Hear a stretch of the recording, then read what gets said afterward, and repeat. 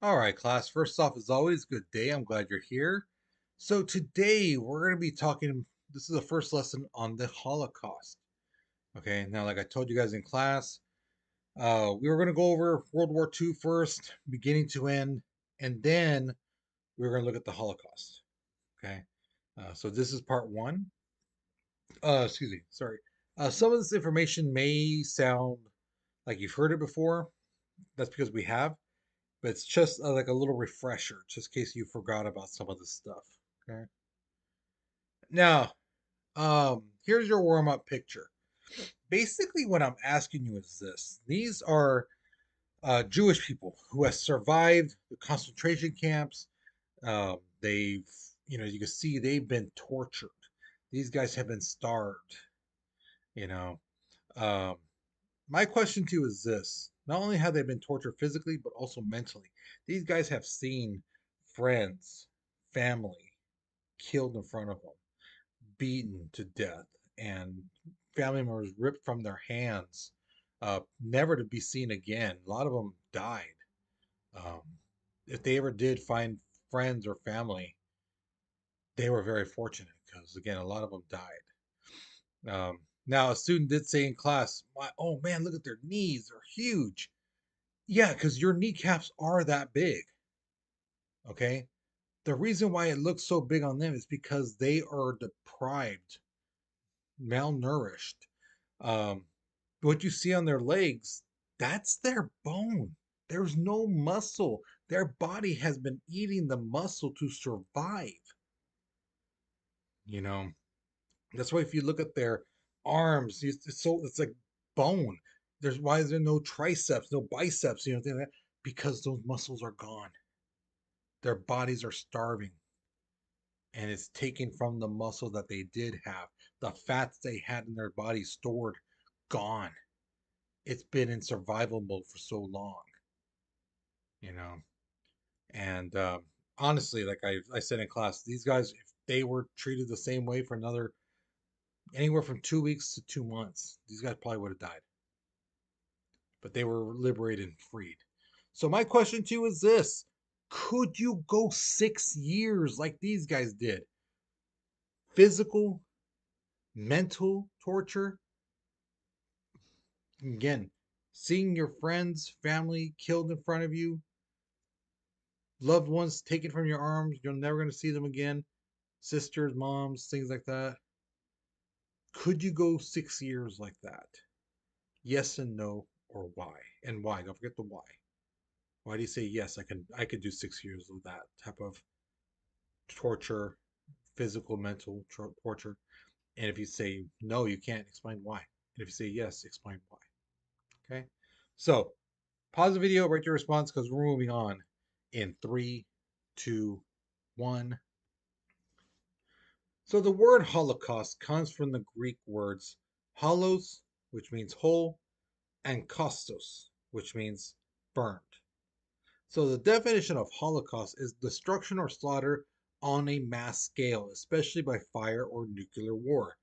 Now, when it comes to the Jewish people, the term Holocaust really focuses on the first part, destruction or slaughter on a mass scale, because it was a mass scale. 6 million people, that's a lot.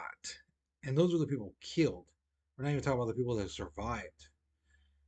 Now, genocide is the deliberate killing of a large group of people, especially those of a particular ethnic group or nation. All right.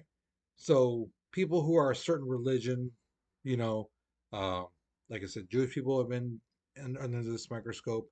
You know, Muslims, Christians, Catholics, things like that. People like that, yeah, they've been uh, killed deliberately because of their religion.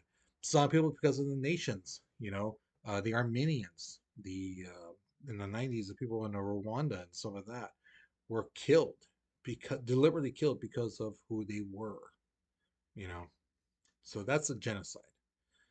Now, hostilities towards Jewish people that didn't start with Hitler.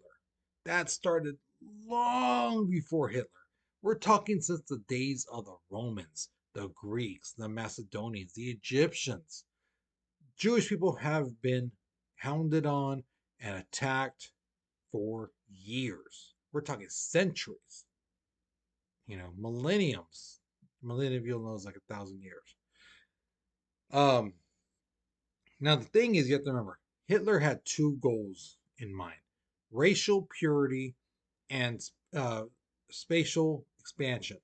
Basically, he's telling people who were blonde hair, blue eyed, you are the perfect people. You know, you guys are the best of the best.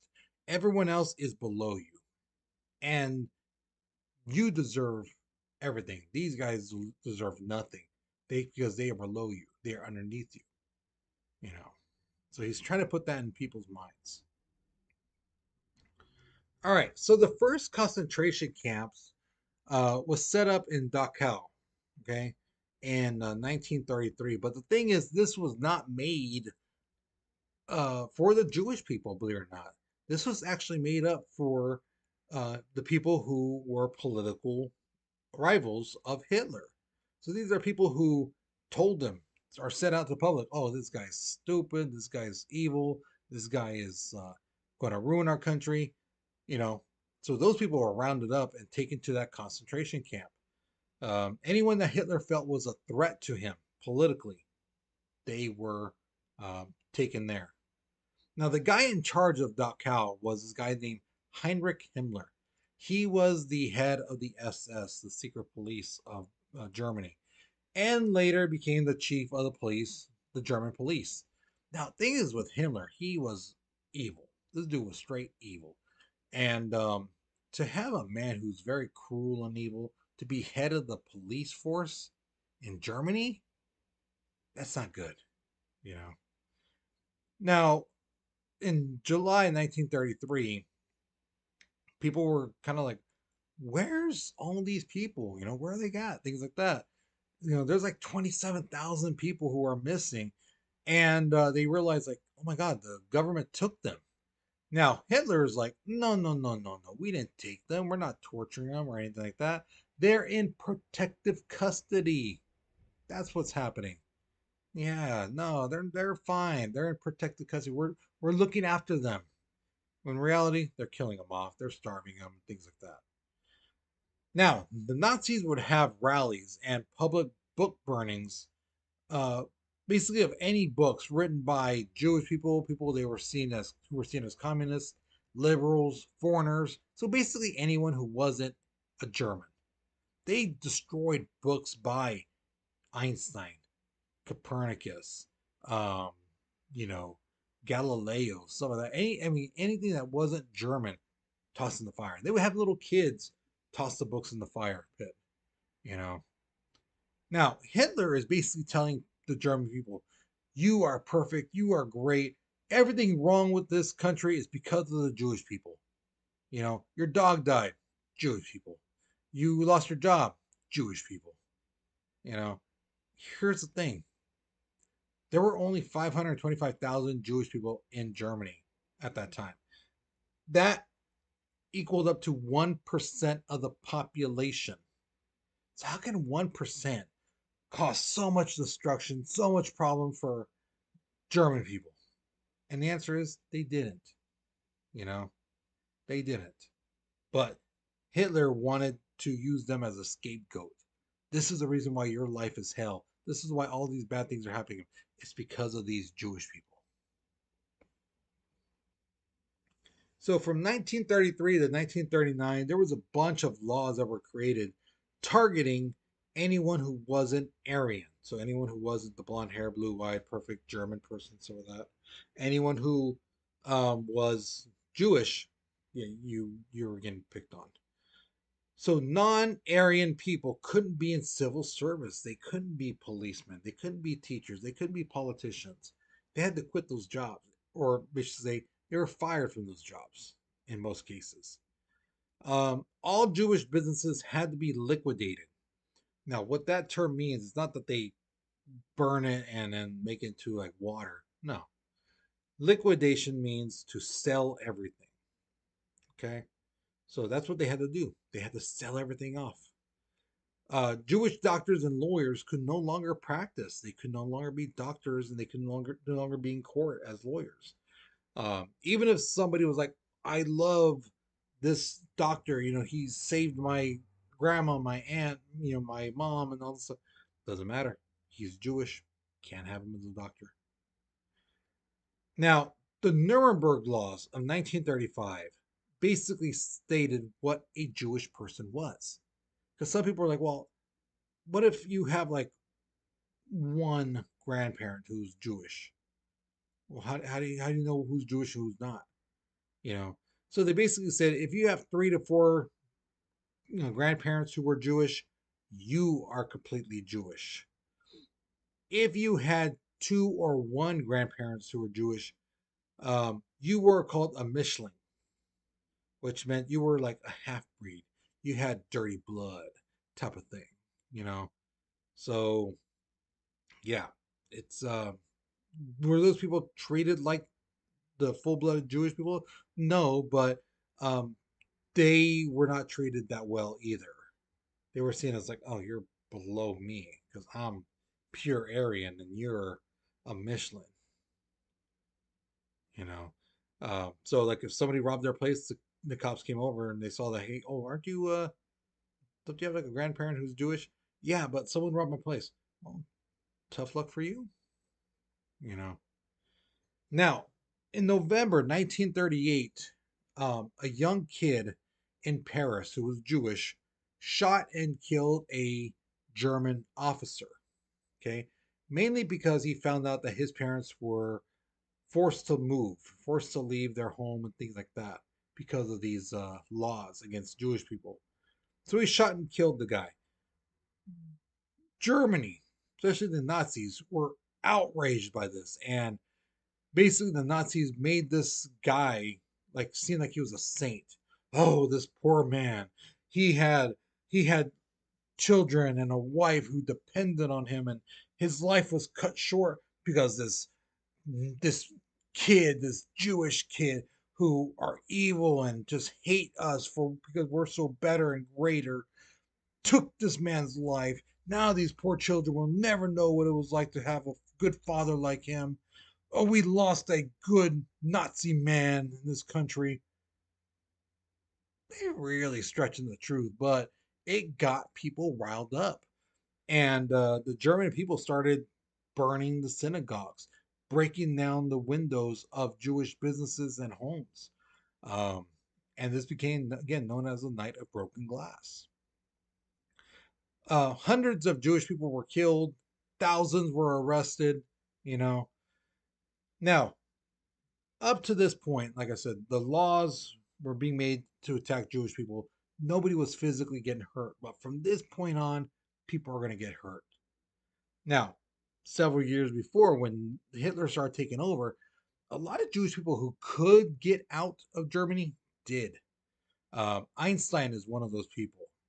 He was only in Germany for 1 month while Hitler ran it, and he saw the writing on the wall. He knew, oh, this is going to get bad. This is really going to get bad. So he took off, saying, oh, I'm going to go on tour, giving lectures all across, like Belgium and France and England and the United States. And he ended up staying in the United States. Now, the Nazis did not just kill Jewish people. From September 1939 until August 1941, the Nazis officially put to death more than 70,000 mentally ill and disabled people. It didn't matter if they were Jewish or not. It didn't matter. The way they saw them was these people are tainted blood. Now, let me move my little video really quickly so you can see this picture of this kid's. So you see his legs, they're kind of clubbed. Okay. Um, so could he walk? Yeah, but it's gonna be extremely painful. Um, really, really bad. Now, a student in class yesterday said, well, why don't they just cut off his legs? You know, well, see, here's the thing. If they cut off his legs, that is probably genetic. And he has kids, he's going to pass it on to the kids. Now, that's those same students were like, Well, what if they, you know, I'm going to use a term, different term than they said. What if they sterilize him, meaning that he can't have kids anymore? Well, basically, the Germans would basically say, like, well, if he's sterilized, he can't have any kids. We chopped off his legs. What good is he? He's going to take up food, water, things like that. So why even have him? So, yeah, they would basically kill him. They saw no reason to keep him alive. Now, German religious leaders protested and told Hitler, "You need to stop this." And Hitler said, "Okay, I will." But secretly, he kept going. And by the end of 1945, a quarter of a million people in Europe were killed who were mentally ill or physically disabled. And again, they didn't have to be German. They just had to be one of those things because he's trying to create a pure race, pure bloodline, no mental illness, no disabilities in there. Now, July 31st, 1941, Hermann Goring and Heinrich Heydrich, who was the chief security service person of the SS, referred to implementing the final solution. And the final solution was the way to, and as they called it, the cure of the Jewish problem, which was to eliminate them, start killing them. Um, in September 1941, all Jewish people had to have the mark on their clothing of a six-pointed yellow star, which is the Star of David. Um, they had to be tattooed. They had to wear the patch around their shoulder, some of that. They had to have the J, yellow J on their ID cards and stuff like that. And then soon, basically, tens of thousands of Jewish people are deported to Polish ghettos, concentration camps, and basically the Germans were now going into Russia, taking over. All right, so that's the end of this lesson for today. All right, so hopefully you learned something new. Hopefully you enjoyed it. Um, so, with that being said, guys, don't forget you have your project due. Okay, um, the last day to turn in your work is the 16th because it's the end of the grading period. Okay, if you turn in the work, the project on the 14th, 15th, 16th, some of that, it is late. Okay, it is late. Um, you guys had over a month to get it done. So if you haven't even started, now's the time to really get it started. You need to do the research on the battles I provided, or you're going to do a research on a person. There's a list of people I provided. You just can't go off on your own and pick whatever, because again, I will not accept it like I did with the student today who turned in something and it was totally off. I'm like, that's not even dealing with what we're talking about, World War II. You're talking about something that happened in World War One. So how can I accept that? I can't. So they did that work for nothing. Okay. So you guys, you take care, you be safe, and I'll see you guys later. Okay.